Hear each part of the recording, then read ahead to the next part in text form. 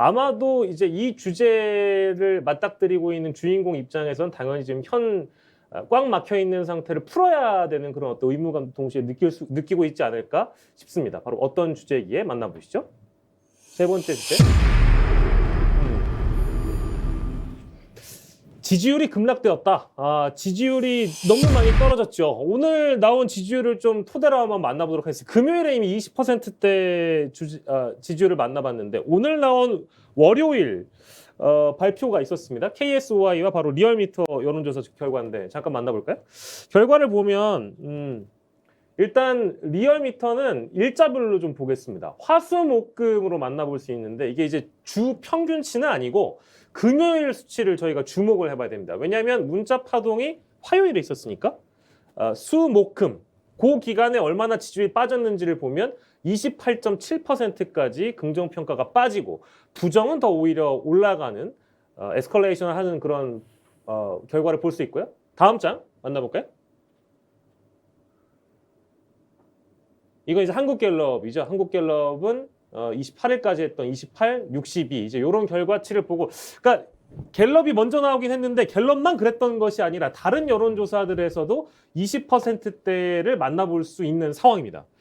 비상이죠? 어떻게 좀 분석할 수 있을까요? 30이 무너진 의미는 지난 금, 토, 일 많이 나왔었고요. 이를테면은 어떤 징후가 공통적, 반복적으로 나타나는 것을 이제 사회학적으로 현상, 페노미네로 부를 수 있거든요. 지금 보면은 30이 무너진 것은 물론 뭐 주 중반 몇 개 더 나와봐야겠지만은 30선이 무너진 건 좀 확실한 것 같고요. 이제 뭐 이유는 크게 두 가지죠. 이상민 장관은 뭐 그 경찰국 쿠데타 발언하고 이제 문자 노출인데 그 쿠데타 발언보다는 문자 노출이 좀 더 영향이 이슈에 대한 그 부정적 요인이 더 큰 것 같고, 저도 오늘 아까 뭐 배종찬 소장이 언급했듯이 지지율 급락이란 육모방망이를 만났다라고 그렇게 표현을 했었는데 급락인 건 좀 분명하고요. 중요히 사실 보자면은 저도 몇 번 이야기했지만 보통 지지율이라는 게 윗방향이든 아랫방향이든 출렁거리면서 가거든요. 네. 출렁거리면서 가는데 지금 갤럽 조사도 그렇고 저희도 그렇고 부정평가는 오르락 내리락이 아니라 오르락. 긍정평가는 내리락 하고 있어요. 네. 특히 이제 KSOI 조사를 보자면 거기도 이제 68% 정도, 70% 가까이 부정평가를 하고 있는데 매우 부정, 강력한 부정이 거의 58%, 60% 수준이거든요. 오. 굉장히 견고합니다. 이제 용산에서는 저층을 부정 호소인으로 볼 게 아니라 어떤 부정평가, 매우 강력한 비토로 세력을 봐야 되는데 네. 아직도 뭐 좀 마음 먹고 몸 풀면 우리가 반등할 수 있다. 시간 지나면 한번 나서죠. 한번 팔걷어보지고 한번 보여줘. 조합 빠르게가 한번 더 해줘.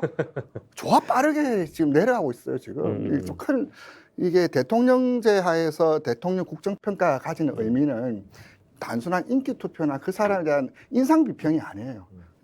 나라가 어떻게 돌아가고 있고, 이제 특히 핸들 맡겨서만 한번 보수든 진보든 한번 해봐라. 너희들이 생각하는 대로 한번 제대로 달려봐라는데 지금 달리고 있지도 못하고 물갈이가 아니라 엔진갈이를 해야 될 시점 아니냐. 사실 지지율 30% 붕괴이면 워낙 말씀들이 많이 나와서 거기까지 입보되고 싶지는 않지만은 네.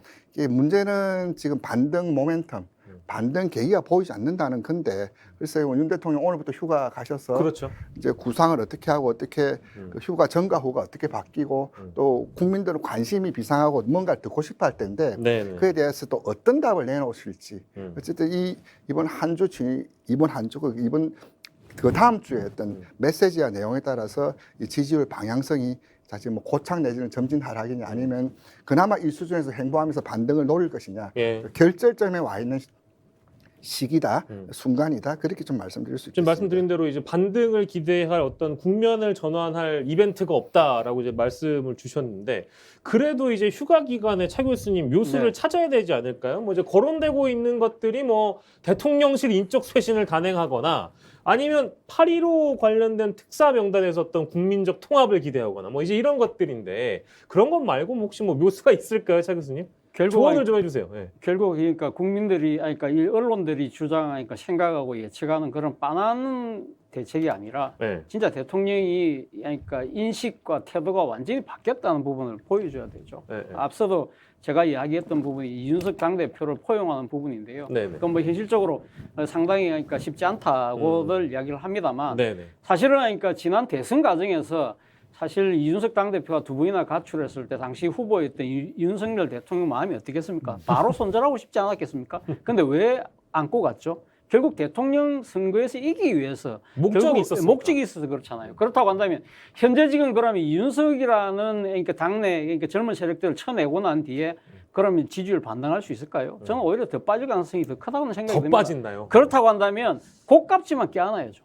그렇지 않습니까?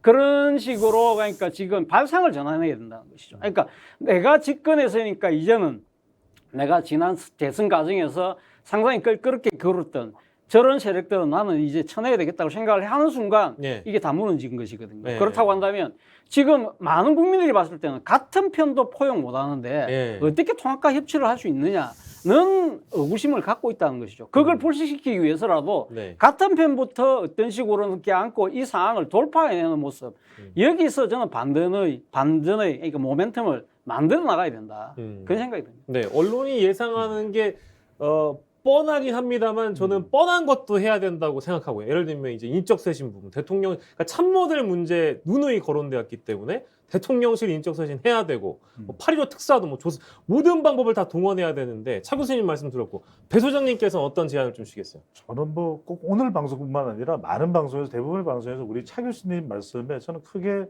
감동도 하고 공감도 합니다. 그런데 이제는 어떤 식이냐면 네네. 국민들이 과연 이준석, 윤석열 대통령, 투스톤즈 갈등이 뭐 소맥 해동 등을 통해서 봉합됐다? 그러면 국민 여러분 과연 그걸 믿을까요? 네. 문자를 봤는데 이미. 그렇죠. 이제 국민들이 안 믿어요. 국민들은 아 이것도 뭐 지지율 문제가 되니까 어떻게든 짜집게 하는구나. 또 언제 아 그래 9월 달에 그래 내년에 또 2차 아 내년에는 4차지 4차 또 파동 일어나겠네.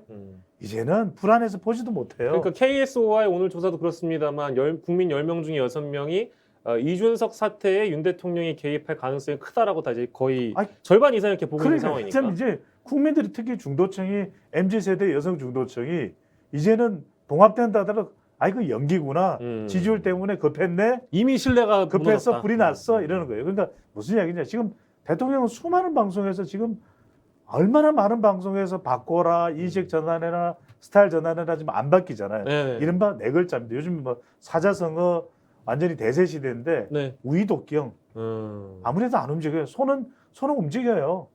안 움직여요. 네. 그다음 두 번째 뭐냐? 저는 그래서 지지율을 정올리고 싶다면 그래도 할 수 있는 방법 발언이라도 도스태핑이든 뭐든 가서 발언을 아예 휴가 뭐 다녀온 후에 소감 이런 것도 이야기하지 마세요. 그거 다 뭐 마땅치 않으니까 무조건 하고 경제하고 미래만 이야기해.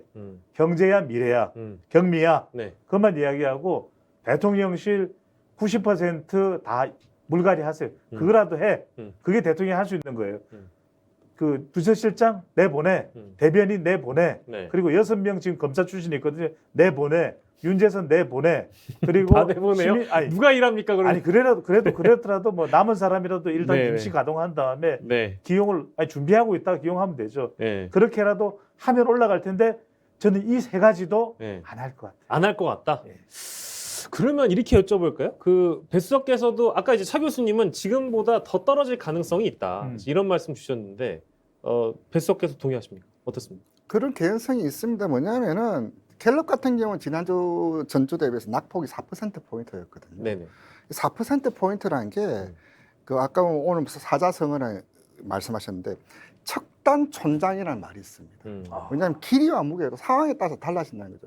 한 척의 자도 짧을 때가 있고 한 마디도 길 때가 있습니다. 예. 60%, 70% 찍었을 때는 4, 5%가 까이든 6, 7%가 까이든 그냥 그 지방 떨어지고 상대편 떨어지는 건데 30초에서 까였다는 것은 뼈가 부러지고 있다는 거예요. 4% 움직임도 지금 같은 경우 1%만 움직여도 뼈마디가 뚝뚝 떨어져 나가는 그런 현상으로 좀 설명할 수 있거든요. 여기서 보면 이제 지지층들이 완전 돌아섰고 여기서 좀 청기누스를 하자면은 리얼미터가 투데이 롤링이기 때문에 주간 조사에서는 오늘 왜 변화가 없냐인데 투데이 롤링 시스템상 이번 주는 20%대 예약 출발을 할 수밖에 없는 상황이거든요. 여기서 보면 지금 상황이 지금 그 주말 사이에 특히 오늘 사이에 뭐가 나올지 모르겠지만 이 상황에서는 추가 하락의 우려도 없잖아 있다. 없잖아 있다. 좀 이제 아까 말한 비대위 구성 이렇게 질서 있는 태각이나 돗대기 시장이었는데 이미 돗대기 시장 문 여는 소리가 벌써 들리잖아요. 네네. 여기서 어떻게 더 추가 상승을 기대합니까? 남아 있는 건 지지층밖에 없어요 지금. 네. 세 분 다 굉장히 회의적으로 보셨는데 일단 오늘부터 휴가입니다. 대통령은 휴가를 가셨고 다음 주 월요일이죠. 8월 8일에 돌아오기 때문에 그 사이에 어떤 묘수를 들고 올 수 있느냐 이제 이게 좀 초유의 관심이 될 텐데 아무튼 좀 부정적인 전망들이 여전히 많이 있습니다. 그렇습니다. 휴가 간 얘기까지 저희가 나눠봤고요. 그래요. 뭐 반전 모색하신다고 하고 닷새 휴가 동안 고심하고 인적 쇄신 할까 말까 뭐 이제 물가 관리 얘기할까 뭐 여러 가지 이제 그 뭐 고육지책을 좀 짜내고는 있으나 뭐 안철수 의원들 휴가 간 내용도 나오네요. 아무튼 휴가를 가신 분들이 많습니다. 어떻게 될까요? 아무튼 저희가 이번 주 좀 지켜보도록 하고 오늘 당장 나오는 메시지 좀 주목해 보도록 하겠습니다.